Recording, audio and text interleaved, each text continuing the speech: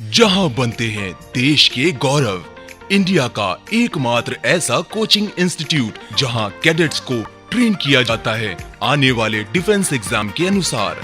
अगर आपका भी सपना है भारतीय सेना में शामिल होकर देश की सेवा करने का, तो आज ही ज्वाइन करें त्रिशूल डिफेंस एकेडमी।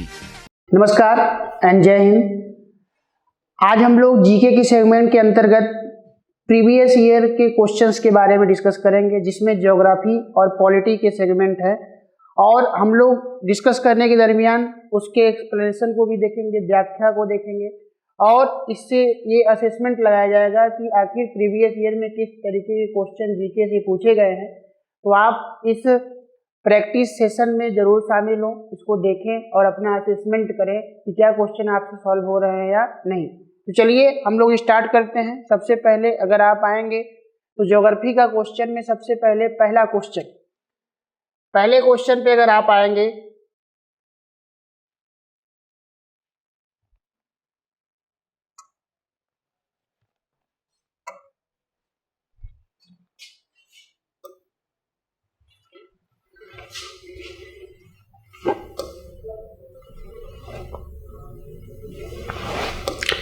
आइए फर्स्ट क्वेश्चन पे अगर आप आएंगे तो फर्स्ट क्वेश्चन कह रहा है which one of the following is a rabi crop in the northern states of India. निम्नलिखित में से कौन भारत के उत्तरी राज्यों में रबी की फसल है।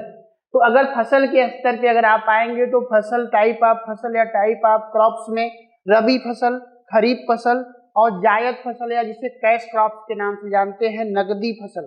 कैश क्रॉप्स का मतलब होता है कि किसी भी प्रकार के फसल को उगाना बिजनेस पर्पस के उद्देश्य या कमर्शियल पर्पस के उद्देश्य से, तो ऐसे फसलों को हम लोग कैश क्रॉप्स के नाम से जानते हैं। तो ये कह रहा है कि नॉर्दर्न स्टेट्स ऑफ इंडिया में कौन सा ऐसा फसल है जो रबी क्रॉप्स के अंतर्गत शामिल करते हैं। तो ऑप्शन ए है राइस चावल, ऑप्शन बी है बाजरा, ऑप्शन सी है बरली जौ और डी ऑप्शन है रागी। तो अगर आप आएंगे तो नॉर्दर्न इंडिया में या भारत के उत्तरी भारत के राज्यों में अगर आप आएंगे तो जौ एक ऐसा फसल है जिसको जो है रबी फसल के अंतर्गत शामिल करते हैं। इस प्रकार क्वेश्चन नंबर 1 का option C is right answer. तो ये देखिए एग्रीकल्चर का क्वेश्चन है। एग्रीकल्चर से जो क्वेश्चन पूछे जाते हैं वो इसी तरीके से पूछे जाते हैं कि टाइप ऑफ क्रॉप। उसके अलावा आपसे क्वेश्चन पूछ दिए जाते हैं कि कौन सा स्टेट कौन से फसल के मामले में रैंक पे नंबर 1 पे है।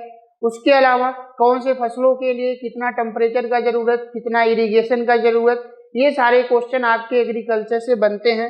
तो इस प्रकार क्वेश्चन नंबर 1 का option C is right answer. Next question पे चलते हैं। क्वेश्चन नंबर सेकंड कह रहा है the rivers of north west Europe are good example of. उत्तर पश्चिमी यूरोप की नदियां इसका अच्छा उदाहरण है। ये नॉर्दर्न वेस्ट यूरोप का बात कर रहा है या उत्तरी पश्चिमी यूरोप का बात कर रहा है, जहां पे ये बोल रहा है कि वहां का रिवर या वहां की नदियां किस तरीके का पैटर्न क्रिएट करती हैं या किस तरीके की संरचना बनाती हैं। तो ऑप्शन ए अगर आप आएंगे तो ऑप्शन ए में दिया है, ऑप्शन ए में कह रहा है पैरेलल पैटर्न ऑफ ड्रेनेज, जल निकासी के समानांतर प्रारूप। ऑप्शन बी दिया है रेडियल पैटर्न ऑफ ड्रेनेज, जल निकासी का रेडियल प्रारूप। ऑप्शन सी दिया है बारबेट पैटर्न ऑफ ड्रेनेज या जल निकासी के कांटेदार प्रारूप। और डी ऑप्शन दिया है ट्रेलिस पैटर्न ऑफ ड्रेनेज। तो इस प्रकार अगर आप आएंगे तो जो उत्तरी पश्चिमी या नॉर्थ वेस्टर्न यूरोप के रिवर्स हैं वह जो है कांटेदार प्रारूप बनाते हैं या कांटेदार पैटर्न बनाते हैं। तो इस प्रकार barbed pattern of drainage system, ये ऑप्शन क्या होगा, क्वेश्चन नंबर 2 का ऑप्शन सी सही होगा, जो वहां का रिवर जल निकासी का कांटेदार पैटर्न या कांटेदार प्रारूप का निर्माण करते हैं। तो इस प्रकार क्वेश्चन नंबर 2 का option C is right answer. Next question पे चलते हैं।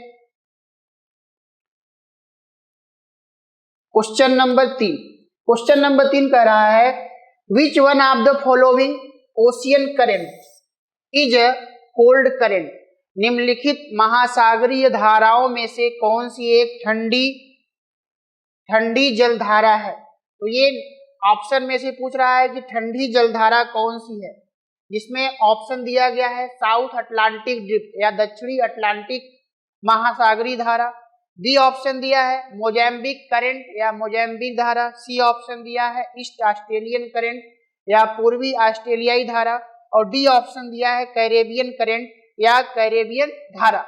तो इसमें चारों ऑप्शन में से आपसे पूछ रहा है कि ठंडी जलधारा कौन सा है, कोल्ड ओशियन करंट कौन सा है। तो अगर करंट के स्तर पे अगर आप आएंगे तो 2 टाइप के करंट होते हैं नेचर में, एक ठंडी और एक दूसरा गर्म। तो ठंडी और गर्म का लिस्ट अगर आपके पास होगा, जिसको हम लोगों ने क्लास में किया भी है, तो अगर ऑप्शन में अगर आप आएंगे मोजाम्बिक, ईस्ट ऑस्ट्रेलियन और कैरेबियन, ये तीनों की तीनों करंट कैसे हैं? ये वार्म है, ये गर्म करंट है। तो बचा कौन सा? South Atlantic drift. तो साउथ अटलांटिक ड्रिफ्ट करंट है ठंडी जलधारा। तो इस प्रकार क्वेश्चन नंबर 3 का option A is right answer. बाकी Mozambique current, east Australian current और कैरेबियन करंट, ये तीनों की तीनों धाराएं कैसी हैं? गर्म है। नेक्स्ट क्वेश्चन पे चलते हैं। Question number 4। क्वेश्चन नंबर 4 कह रहा है Paradip port is located on the delta of river. Paradip बंदरगाह किस नदी के डेल्टा पर स्थित है? तो सबसे पहले अगर आप आएंगे डेल्टा जो भी नदियां बे ऑफ बंगाल में गिरती हैं या बंगाल के खाड़ी में गिरती हैं, वो सभी नदियां या ज्यादातर नदियां जो है डेल्टा का निर्माण करती हैं। डेल्टा का मतलब ये है कि जैसे ही ऊंचाई क्षेत्र से नदियां निकलती हैं तो उनका फ्लो बहुत तेज होता है। फ्लो के साथ साथ जब वो कटाव करती हैं तो वह अपने साथ बहुत सारा सेडिमेंट लेके चलती हैं और उस सेडिमेंट को वैसे स्थान पे डिपॉजिट करती हैं जहां पे उनका स्लोप 0 हो जाता है या स्लोप न के बराबर होता है, और वैसे क्षेत्रों पे वो डेल्टा का निर्माण करती है। जैसे मान लीजिए ऊंचाई से गंगा निकलती है, गंगा बहते बहते ऐसे क्षेत्र में पहुंचती है जहां पे उसका स्लोप क्या हो जाता है? बहुत ही कम हो जाता है। तो वैसे क्षेत्र में वह डिपॉजिट को इकट्ठा करना शुरू करती हैं और वो कई वितरिकाओं में बढ़ जाती हैं इस तरीके से, और इनके बीच में सेडिमेंट को इकट्ठा करती हैं। ये इस तरीके से ये सेडिमेंट इकट्ठा करती हैं और ये जो पैटर्न बनता है, इसी पैटर्न को हम लोग बोलते हैं डेल्टा। तो आपसे क्वेश्चन पूछ रहा है कि कौन से नदी के डेल्टा पर पारादीप पोर्ट या पारादीप बंदरगाह स्थित है। तो आइए देखते हैं पारादीप बंदरगाह। तो पारादीप पोर्ट जो है सबसे पहले ये है कहाँ पे? तो पारादीप पोर्ट है उड़ीसा। कहाँ पे है? उड़ीसा। उसके अलावा पारादीप के बारे में आएंगे तो पारादीप कौन से नदी के किनारे है? महानदी। महानदी के डेल्टा पर जो है पारादीप पोर्ट स्थित है, जो उड़ीसा स्टेट में है। इस प्रकार क्वेश्चन नंबर 4 का option C is right answer. Next question पे चलते हैं। Question number 5। क्वेश्चन नंबर 5 कर रहा है which one of the following hypothesis theory explains the origin of the universe. निम्नलिखित में से कौन सी परिकल्पना या सिद्धांत ब्रह्मांड की उत्पत्ति के व्याख्या से जुड़ी हुई है? जिसमें ऑप्शन ए है नेबुलर हाइपोथेसिस या निहारिका परिकल्पना। बी ऑप्शन है बाइनरी थ्योरी या बाइनरी थ्योरी। सी ऑप्शन है बिग बैंग थ्योरी या big bang theory. D option है प्लैनेटसिमल हाइपोथेसिस या ग्रही परिकल्पना। तो अगर आप आएंगे यूनिवर्स से संबंधित जो परिकल्पना है वो है नेबुलर हाइपोथेसिस परिकल्पना। इस प्रकार क्वेश्चन नंबर 5 का option A is right answer. Next question चलते हैं। Question number 6। क्वेश्चन नंबर 6 कह रहा है which one of the following land territories of Indonesia is not touched by the equator. निम्नलिखित में से इंडोनेशिया का कौन सा भूभाग भूमध्य रेखा से स्पर्श नहीं करता? तो ये इक्वेटर के बारे में पूछ रहा है कि इक्वेटर जो पास करता है उसमें इंडोनेशिया का कौन सा ऐसा आइलैंड है जिसको वो टच नहीं करता। तो ऑप्शन ए है सुमात्रा, ऑप्शन बी है सुलवेसी या सुलावेसी, ऑप्शन सी है जावा, ऑप्शन डी है कालीमंतर। तो इस प्रकार अगर इंडोनेशिया के जावा आइलैंड पे जाएंगे तो जावा आइलैंड इक्वेटर को स्पर्श नहीं करता, टच नहीं करता। इस प्रकार क्वेश्चन नंबर 6 का option C is right answer. Next question पे चलते हैं। Question number 7। क्वेश्चन नंबर 7 कर रहा है which one of the following sedimentary rocks is originally form, निम्नलिखित में से कौन सी अवसादी सेल है या अवसादी सेल से बना है। सबसे पहले अगर आप आएंगे रॉक्स, अवसादी सेल या सेडिमेंट्री रॉक्स, तो हम लोग देखते हैं सबसे पहले कि type of rocks. Type of rocks में अगर आप आएंगे तो 3 टाइप्स के रॉक्स होते हैं, इग्नियस रॉक्स, सेडिमेंट्री रॉक्स और मेटामॉर्फिक रॉक्स। इग्नियस रॉक्स कैसे बनते हैं, तो जब वोल्केनिक इरप्शन होता है, ज्वालामुखी उद्गार होता है, तो ज्वालामुखी उद्गार के समय इंटरनल स्ट्रक्चर से मैग्मा निकलते हैं और मैग्मा के जमाव से आग्नेय सेल बनता है। आग्नेय सेल में जब टूट फूट का प्रोसेस होता है या टूट फूट के प्रोसेस के थ्रू जब सेडिमेंट एक स्थान से दूसरे स्थान पे डिपॉजिट होता है या इकट्ठा होता है तो सेडिमेंट्री रॉक्स या अवसादी सेल बनता है। और इन सेडिमेंट्री रॉक्स और इग्नियस रॉक्स जब अपने मूलभूत संरचना या बेसिक नेचर में चेंज कर जाते हैं तो उनसे मेटामॉर्फिक रॉक्स बनता है या रूपांतरित या कायांतरित चट्टान बनता है। तो इस प्रकार ये सेडिमेंट्री रॉक्स के बारे में पूछ रहा है। तो ऑप्शन ए है सेल, ऑप्शन बी है कर्ट, ऑप्शन सी है हेलाइट, ऑप्शन डी है चाक। तो चाक जो है वह एक प्रकार का सेडिमेंट्री रॉक्स है। क्या है? सेडिमेंट्री रॉक्स है। और सेडिमेंट्री रॉक्स कैसे बनता है? तो सेडिमेंट्री रॉक्स इग्नियस रॉक्स के अपर्दन से जो सेडिमेंट एक स्थान से दूसरे स्थान पर इकट्ठे होते हैं, डिपॉजिट होते हैं और लंबे समय के बाद वो सेडिमेंट्री रॉक्स का निर्माण करते हैं और अवसादी सेल का निर्माण करते हैं। इस प्रकार क्वेश्चन नंबर 7 का option D is a right answer. Next question पे चलते हैं। Question number 8।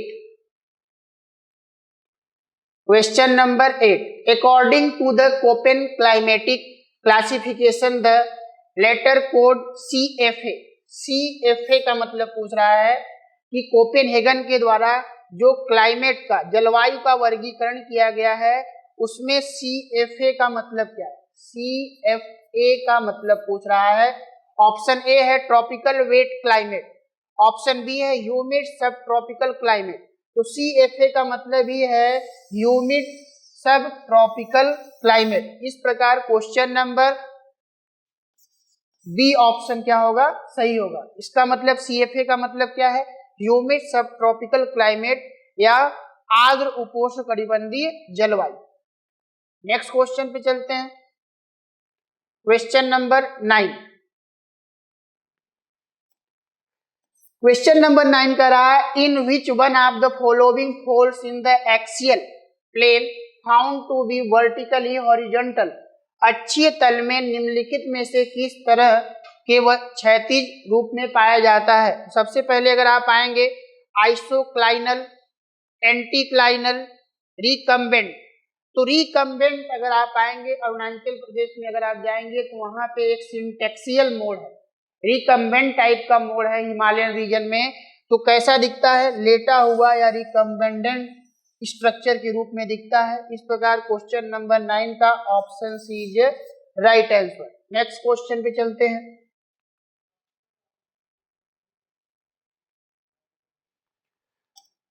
Question number 10 how many Ramsar convention sites have been enlisted from India so far, भारत से अब तक कितने रामसर सम्मेलन स्थलों को सूचीबद्ध किया गया है। तो रामसर जो साइट्स है, रामसर साइट्स ऐसे स्थलों की पहचान करता है जो वेटलैंड है या जो आर्द्र भूमि से संबंधित हैं। तो आर्द्र भूमि या वेटलैंड की पहचान करता है और वैसे वेटलैंड को प्रोटेक्ट करने के लिए वह अपने लिस्ट में उनको क्या करता है? शामिल करता है। तो ये पूछ रहा है कि इस समय प्रेजेंट में इंडिया के कितने वेटलैंड जो रामसर लिस्ट के अंतर्गत शामिल हैं। तो ऑप्शन ए है 12, ऑप्शन बी है 16, ऑप्शन सी है 47, ऑप्शन डी है 62। तो प्रेजेंट में अगर आप आएंगे तो 47 वेटलैंड या आर्द्र भूमि जो इंडिया के हैं वो किसमें शामिल हैं? रामसर साइट में, रामसर साइट। और ये रामसर जो है इराक का एक क्या है, शहर है, सिटीज है। तो इस प्रकार रामसर कन्वेंशन या रामसर सम्मेलन के अंतर्गत या जो रामसर लिस्ट बनाए गए हैं उस लिस्ट में इंडिया के 47 वेटलैंड को शामिल किया गया है। इस प्रकार क्वेश्चन नंबर 10 का option C is right answer. Next question पे चलते हैं। Question number 11। क्वेश्चन नंबर 11 का रहा है the Munda language group belongs to which family. Munda भाषा समूह किस परिवार से संबंधित है? Austric, Dravidian, Sino Tibetan, Indo European. तो अगर आप आएंगे तो ये आस्ट्रिक से संबंधित है। इस प्रकार क्वेश्चन नंबर 11 का ऑप्शन ए सही उत्तर होगा। नेक्स्ट क्वेश्चन पे आते हैं। Question number 12। Question number 12। Question number 12 का रहा है which one of the following statement about the Suez canal is not correct. तो ये स्वेज कैनाल से संबंधित स्टेटमेंट के बारे में पूछ रहा है कि स्वेज नहर से संबंधित दिए गए स्टेटमेंट में कौन सा स्टेटमेंट सही नहीं है, गलत स्टेटमेंट के बारे में पूछ रहा है। ऑप्शन ए है the Suez canal was constructed in 1869। ये सही है कि स्वेज कैनाल 1869 में क्या किया गया, बनाया गया। उसके अलावा अगर आप आएंगे सेकेंड ऑप्शन या बी ऑप्शन में कह रहा है कि बी ऑप्शन में बोल रहा है it links the Mediterranean sea and the red sea. यह मेडिटेरियन सी, भूमध्य सागर और लाल सागर को कनेक्ट करता है। यह भी स्टेटमेंट सही है। C option it was a 6 lock system and ships cross the different levels for these locks. तो ये ऑप्शन गलत है। ये ऑप्शन क्या है, गलत स्टेटमेंट है। इस प्रकार इसका सी ऑप्शन सही होगा। बाकी के सारे ऑप्शन क्या हैं, सही है। नेक्स्ट क्वेश्चन पे चलते हैं। क्वेश्चन नंबर 13 कर रहा है the normal lapse rate of temperature of earth atmosphere drop to 0 degree at the. क्या कह रहा है कि पृथ्वी के वायुमंडल के तापमान की सामान्य गिरावट दर पर 0 डिग्री हो जाती है, या कितने लेयर पर या कितनी ऊंचाई पर 0 डिग्री हो जाता है। तो इस पे ऑप्शन भी पूछ रहा है नॉर्मल लैप्स रेट के बारे में। तो ऑप्शन ए दिया है, ऑप्शन ए कह रहा है अपर पार्ट ऑफ आयनोस्फीयर, आयन मंडल का ऊपरी हिस्सा। तो आयन मंडल का ऊपरी हिस्सा का मतलब ये थर्मोस्फीयर का बात कर रहा है या एक्सोस्फीयर का बात कर रहा है। तो एक्सोस्फीयर में टेम्परेचर बहुत ही क्या हो जाता है, हाई हो जाता है। B option upper boundary of the tropopause. C option lower part of the mesosphere. तो मेसोस्फीयर के लोअर पार्ट, या कह सकते हैं कि आप जो है स्ट्रेटोस्फीयर का अपर पार्ट के बारे में बोल रहा है। तो ये भी नहीं होगा, क्योंकि टेम्परेचर हाई रहते हैं। और अपर बाउंड्री ऑफ द स्ट्रेटोस्फीयर, ये भी जो है मेसोस्फीयर का बात कर रहा है। तो ये भी ऑप्शन नहीं होगा। तो बचा कौन सा, बी ऑप्शन। तो upper boundary of the tropopause या ट्रोपोपॉज की ऊपरी सीमा, ये ऑप्शन क्या होगा, सही होगा। B option is right answer. Next question पे चलते हैं। Question number 14। क्वेश्चन नंबर 14 का रहा है Loktak lake is situated in the state of. Loktak झील किस राज्य में स्थित है? लोकटक झील किस राज्य में स्थित है? तो लोकटक झील के बारे में पूछ रहा है, जिसमें ऑप्शन ए है सिक्किम, ऑप्शन बी है मणिपुर, ऑप्शन सी है उड़ीसा, ऑप्शन डी है मिजोरम। तो लोकटक झील जो है मणिपुर में स्थित है, मणिपुर में सिचुएटेड है। और लोकटक झील को नॉर्दर्न ईस्टर्न का सबसे बड़ा लेक बोला जाता है। तो अगर आप जाएंगे पूर्वोत्तर भारत का या पूर्वोत्तर इंडिया का सबसे बड़ा लेक कौन सा है, तो मणिपुर में स्थित है लोकटक झील। इस प्रकार क्वेश्चन नंबर 14 का option B is right answer. Next question पे चलते हैं।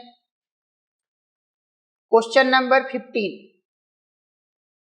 क्वेश्चन नंबर 15 कह रहा है stalactite, stalagmite and pillars are the depositional landform of ये जो स्टेगलाइट है, स्टेगलेमाइट है एंड पिलर, ये एक प्रकार के लैंडफॉर्म है। तो ये आपसे पूछ रहा है कि ये लैंडफॉर्म बनते कहाँ हैं, एक्चुअल में ये लैंडफॉर्म बनते कहाँ पे हैं, स्ट्रक्चर कहाँ पे बनते हैं। इसमें ऑप्शन दिया है ए रनिंग वाटर, बहता पानी, या आप बोल सकते हैं रिवर, बी ऑप्शन है विंड, हवा, सी ऑप्शन है ग्लेशियर, डी ऑप्शन है अंडरग्राउंड वाटर। तो ये अगर आप आएंगे तो ये सारे के सारे लैंडफॉर्म जो है अंडरग्राउंड वाटर या भूमिगत जल में बनते हैं। तो इस प्रकार डी ऑप्शन सही होगा।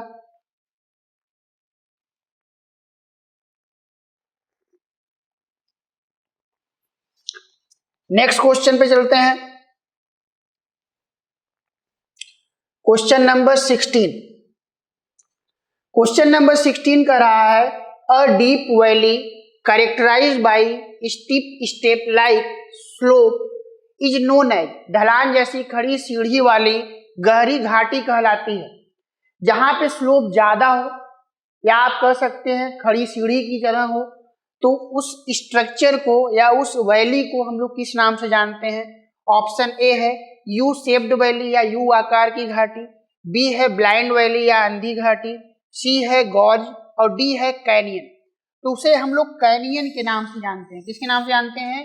कैनियन के नाम से जानते हैं। तो इस प्रकार क्वेश्चन नंबर 16 का option D is right answer. Question number 16 का option D is right answer.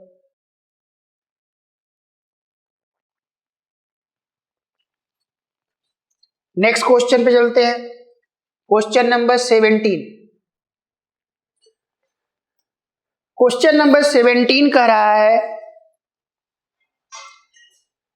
Which one of the following is a major plate, निम्नलिखित में से कौन एक प्रमुख प्लेट है। तो प्रमुख प्लेट में अगर आप आएंगे तो Pacific plate, Cocos plate, Arabian plate, Philippine plate.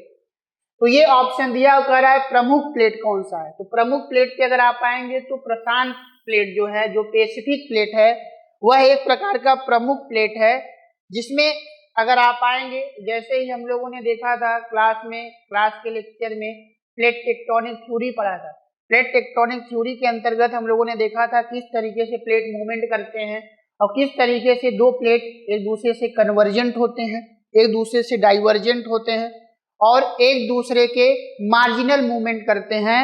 तो इस प्रकार अगर आप आएंगे तो हम लोगों ने वहां पे चीजों को देखा था, कैसे रॉकी रेंज बनता है, कैसे एंडीज रेंज बना है या कैसे हिमालयन पर्वत बना है। तो इसमें एक मुख्य प्लेट या मेन प्लेट कौन सा है, तो पैसिफिक प्लेट है। इस प्रकार क्वेश्चन नंबर 17 का option A is right answer. Next question पे चलते हैं। Question number 18। Question number 18। Question number 18 का रहा है लिथोस्फीयर कंसिस्ट ऑफ या स्थल मंडल बने होते हैं, या स्थल मंडल किससे मिल के बना होता है। ऑप्शन ए है अपर एंड लोअर मेंटल, ऊपरी और निचला मेंटल, बी है क्रस्ट एंड कोर, सी है crust and upper most solid mental और डी ऑप्शन है मेंटल एंड कोर। तो मेंटल एंड कोर से मिलके नहीं बनता, अपर एंड लोअर मेंटल नहीं होता और क्रस्ट एंड कोर भी नहीं होता। तो सी ऑप्शन होगा crust and upper most solid mental. कहने का मतलब क्रस्ट प्लस जो मेंटल का ऊपरी भाग होता है, उन दोनों को जब मिला देंगे तो लिथोस्फीयर बनता है। इस प्रकार क्वेश्चन नंबर 18 का option C is right answer. Next question पे चलते हैं। Question number 19।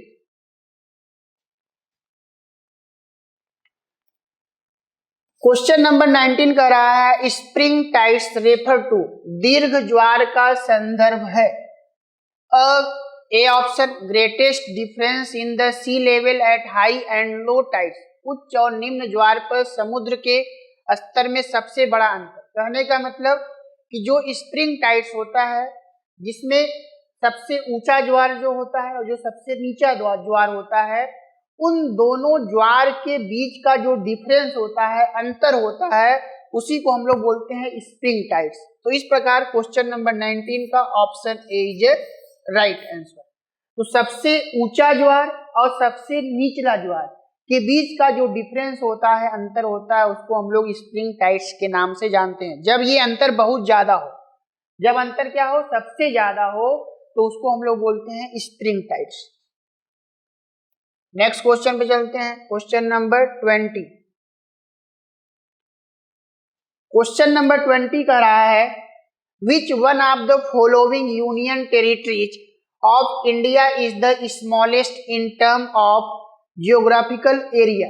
ये पूछ रहा है एरिया के स्तर पर भारत का सबसे छोटा यूनियन टेरिटरी कौन सा है। क्षेत्रफल के स्तर पर भारत का सबसे छोटा केंद्र शासित प्रदेश कौन सा है। तो ऑप्शन ए कह रहा है Daman Diu and Dadar Nagar Haveli, option B बोल रहा है चंडीगढ़, ऑप्शन बी चंडीगढ़, और ऑप्शन सी कह रहा है लक्षद्वीप, और ऑप्शन डी है जम्मू एंड कश्मीर। तो लक्षद्वीप जो है एरिया के स्तर पर, एरिया के लेवल पर, एरिया या क्षेत्रफल के स्तर पे सबसे स्मॉलेस्ट यूटी है। तो इस प्रकार इसमें अगर आप आएंगे तो क्वेश्चन नंबर 20 का option C is right answer, option C is right answer. Next question पे चलते हैं, क्वेश्चन नंबर 21। क्वेश्चन नंबर 21, तो क्वेश्चन नंबर 21 कह रहा है सामल। सामल एक प्रकार का क्या है, विंड है, एक प्रकार का हवा। Warm and wind dry wind is a local wind found in सामल। गर्म और शुष्क हवा एक स्थानीय हवा है जो पाई जाती है, जो कहाँ पे पाई जाती है ये पूछ रहा है आपसे। तो ऑप्शन ए पे अगर आप आएंगे तो ऑप्शन ए कह रहा है ईस्ट एशिया, पूर्वी एशिया, option B West Coast of Africa, Africa के पश्चिमी तट, option C Sahara of Africa, Africa के सहारा क्षेत्र में, ऑप्शन डी मेसोपोटामिया। तो ये मेसोपोटामिया के क्षेत्र में ये सामल हवा जो एक वार्म के साथ साथ ड्राई हवा है वो चलता है। तो इस प्रकार D option is right answer. Next question पे अगर आप आएंगे, क्वेश्चन नंबर 22। क्वेश्चन नंबर 22 का रहा है which one of the following is not west following river. निम्नलिखित में से कौन सा एक पश्चिम की ओर बहने वाली नदी नहीं है। तो इस प्रकार अगर आप आएंगे पेरियार, भरतपुरझा और पंबा, ये तीनों जो है वेस्ट की ओर बहती हैं, और ताम्रपर्णी ये नदी जो है वेस्ट की ओर नहीं बहती, नहीं फ्लो करती। तो इस प्रकार कह रहा है कौन सा पश्चिम की ओर नहीं बहती, तो डी ऑप्शन ताम्रपर्णी नदी पश्चिम की ओर नहीं बहती। 22 का option D is right answer. Next question पे आते हैं, क्वेश्चन नंबर 23। क्वेश्चन नंबर 23 का रहा है which one of the following rivers was earlier known as Vitasta. निम्नलिखित में से किस नदी को पहले वितस्ता के नाम से जाना जाता है। तो ये पूछ रहा है कि कौन सी नदी है जिसका पुराना नाम वितस्ता है। वितस्ता के नाम से भी एंशिएंट हिस्ट्री में जाएंगे तो उस नदी को वितस्ता के नाम से जानते थे। तो जिसमें ऑप्शन पे अगर आप आएंगे, ऑप्शन ए दिया है तिस्ता, ऑप्शन बी दिया है झेलम, ऑप्शन सी दिया है तुंगभद्रा, ऑप्शन डी दिया है भरतपुझा। तो इस प्रकार झेलम नदी पे अगर आप आएंगे तो झेलम नदी का ओल्ड नेम या पुराना नाम जो है क्या है, वितस्ता। वितस्ता जो है इनका पुराना नाम है, या एंशिएंट हिस्ट्री में जाएंगे तो वहां पे आपको मिलेगा। तो इस प्रकार option B is right answer. Vitasta का नया नाम या न्यू नेम क्या है, झेलम। नेक्स्ट क्वेश्चन पे चलते हैं, क्वेश्चन नंबर 24। क्वेश्चन नंबर 24 का रहा है river Sharda drains in the northern plains of Uttar Pradesh before entering in the plains Sharda known as. Sharda नदी उत्तर प्रदेश के उत्तरी मैदानों में बहती है। मैदानों में प्रवेश करने से पहले शारदा को किस रूप में जाना जाता है। तो ये कह रहा है कि मैदान में जैसे ही प्रवेश करता है उसके पहले शारदा नदी को किस नाम से जानते हैं, तो ऑप्शन ए है सरस्वती, ऑप्शन बी है भागीरथी, ऑप्शन सी है काली, ऑप्शन डी है पिंडार। तो शारदा नदी को काली नदी के नाम से जानते हैं, तो इस प्रकार option C is right answer. Next question पे चलते हैं। Question number 25। क्वेश्चन नंबर 25 कर रहा है which one of the following is the correct sequence of proved coal reserves in the Indian states in decreasing order. निम्नलिखित में से कौन सा भारतीय राज्यों में कोयला भंडार का घटते क्रम में राज्य हैं, उनको क्रम से सजाइए। तो ये पूछ रहा है कि घटते क्रम में कोयले के रिजर्व पे राज्यों का क्रम सजाइए कि कहाँ पे सबसे ज्यादा प्रोडक्शन, उसके बाद सबसे कम, उसके बाद सबसे कम और उसके बाद सबसे कम। इस तरीके से क्रम पूछ रहा है। तो ऑप्शन ए है Jharkhand, option Jharkhand, Chhattisgarh, Orissa, West Bengal. B option है झारखंड, उड़ीसा, छत्तीसगढ़, वेस्ट बंगाल। तो बी ऑप्शन क्या होगा, सही होगा। सबसे ज्यादा प्रोडक्शन झारखंड, फिर उसके बाद सेकंड पे उड़ीसा, थर्ड पे छत्तीसगढ़ और फोर्थ नंबर पे अगर आप आएंगे वेस्ट बंगाल। तो इस प्रकार क्वेश्चन नंबर 25 का option B is right answer. इस प्रकार हम लोगों ने ज्योग्राफी के 25 क्वेश्चन प्रीवियस ईयर में आए हुए क्वेश्चंस को हम लोगों ने सॉल्व किया। अब ये सीरीज रेगुलर चलते रहेगा, जिससे आप प्रीवियस ईयर का क्वेश्चन सॉल्व करें और ये अपना असेसमेंट करें कि आखिर आपकी तैयारी किस स्तर पे है और तैयारी को और किस स्तर पे ले जाने का जरूरत है। तो थैंक यू एंड जय हिंद। जहां बनते हैं देश के गौरव, इंडिया का एकमात्र ऐसा कोचिंग इंस्टीट्यूट जहां कैडेट्स को ट्रेन किया जाता है आने वाले डिफेंस एग्जाम के अनुसार। अगर आपका भी सपना है भारतीय सेना में शामिल होकर देश की सेवा करने का, तो आज ही ज्वाइन करें त्रिशूल डिफेंस एकेडमी।